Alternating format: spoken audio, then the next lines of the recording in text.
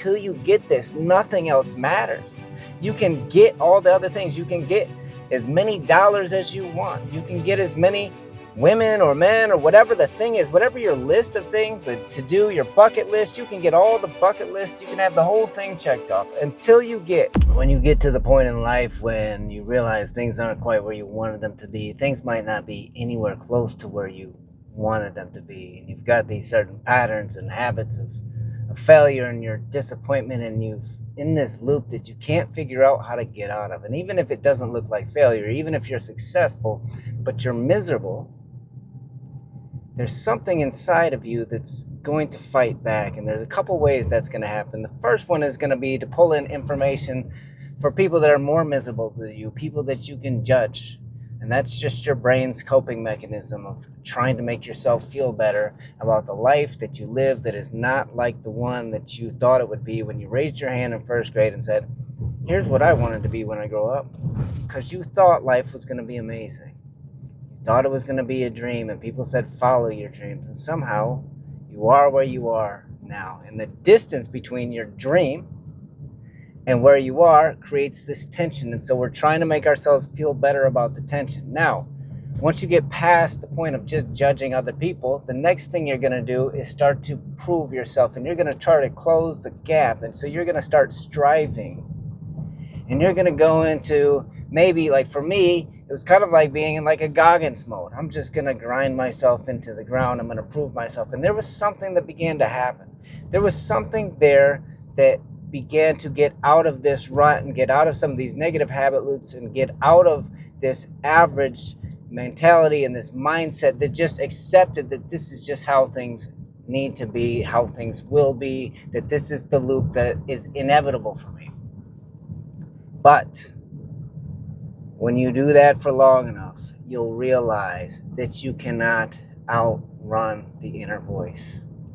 That you cannot outrun that doubt, because ultimately when you get to that space, you're trying to prove to everybody, and often mainly yourself, that I'm okay, that I am enough. And there's this sour pit in your gut that's just stuck on trying to prove yourself. And I think about the conversations, you see it in movies with the kid that's got all the accolades and doing everything right, and he's just looking for the approval of his father or her father, and you see what that father wound does and that gap in approval. And I think about Christ, and the first thing when he's starting to make his transition into ministry, he gets that approval. And that's what we need. That's where we need to start. We cannot keep running from this space. We have to realize that we are inherently amazing already, because people can smell that. And people can taste it. Like we bring that with us. We present that in our day-to-day lives. You don't have to prove yourself to anybody, even yourself. You don't have to prove yourself to yourself. Realize that you are already amazing. Realizing that you are an incredible creation. And honestly, like that's when the dreams start to open up. That's when the possibilities start to open up. Is that when you get that sense that like, man, I can just be, and I'm okay being in myself. I'm okay sitting with myself alone in the dark, in the same room with myself, in just being in the room with myself, being alone, being quiet, being still. I don't have to fill my mind with all of these things. I can just be.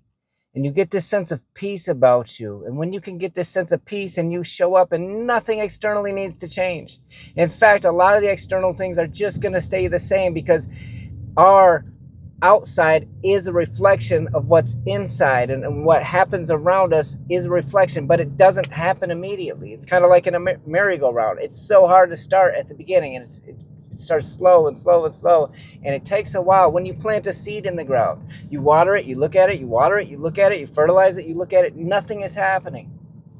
But it's happening below the surface, and the fruit is going to come later. Don't confuse that part.